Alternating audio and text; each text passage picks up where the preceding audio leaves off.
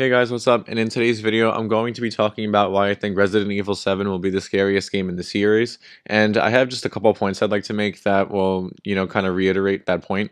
So basically, I just want to start out with the fact that it will make you panic. And I feel like the demo does a really good job at doing this because panicking was something that we as Resident Evil players and the community in general did not really feel in 5 and 6 because 5 and 6 they didn't really create that sort of like panic type of environment, and I just have a little example. So right here is one of my Resident Evil 5 gameplays, and this is kind of just, reiterating the fact that I was trying to, tell you guys. Basically, right here, it doesn't really make you panic.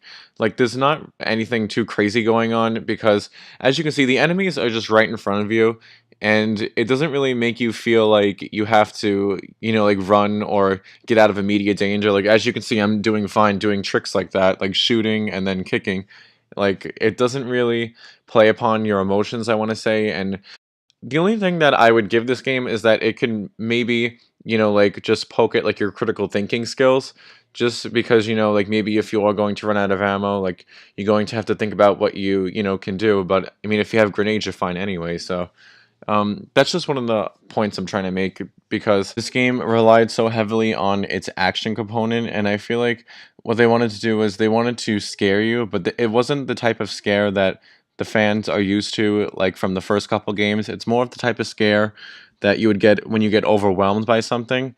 And I just feel like the game is too easy that you wouldn't get overwhelmed by anything because of the massive amounts of ammo and supplies you get throughout the entire campaign. And that's kind of just the point I'm trying to make about this game in specific. So I'm going to talk about now Resident Evil 6. So right here is just some mercenaries gameplay, but I feel like this alone can just, reiterate all the facts I'm trying to make. Now, Resident Evil 6 was a good game. I did enjoy 5 and 6, by the way, if you guys are wondering. And so I just wanted to talk about how, this game really doesn't create any sense of panic either. Even though I am on the No Mercy mercenaries, I don't feel threatened. Because number one, I do have a lot of items on me, but I know that is something that in the mercenaries you would get, but I just feel like I just want to talk about that because you get that in-game a lot too.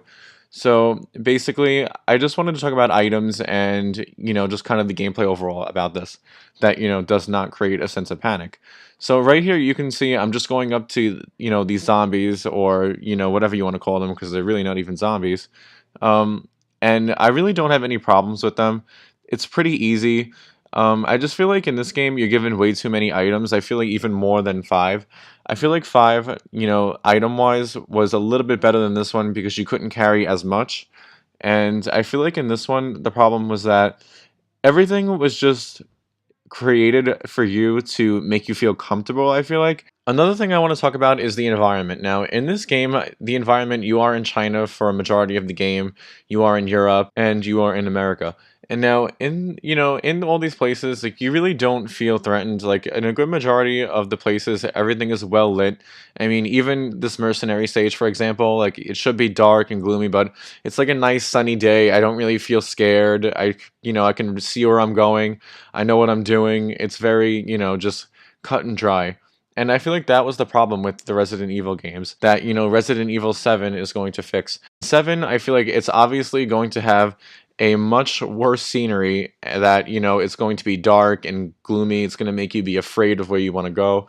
And I just feel like with the 6 and 5, there was never the feeling of like a constant threat. And that's what I like about 7 too. I like how in 7, they make that the bakers are the constant threat of the game, that you have to constantly fear of where you're going because you don't know if they're going to be in the next room or you don't know if they're going to be right around the corner. And that's something I feel like the creators really wanted to work on because, like I said, for 5 and 6, it didn't really have that type of feeling, and it didn't make you, feel like a certain type of way that you actually had to be afraid of where you were going to go. So with all that said, that is all I have for today's video. I hope you guys did enjoy this because it was pretty fun to make, and I feel like the points I made were pretty solid, and I think you guys will agree with me on, just the fact that those games in the past did not make you panic or, feel like any type of way. Like I said, relied on critical thinking skills. And this game, I feel like, will make you panic and evoke emotion. And, just the fact that it'll make you kind of second guess what you're doing. And it kind of will make you just make sure that you're making the right decision in a way, I guess. That was all I had for today's video. I hope you guys did enjoy this video, and if you did, please leave a like, subscribe, a comment, and really help out the channel. And as always, thanks for watching.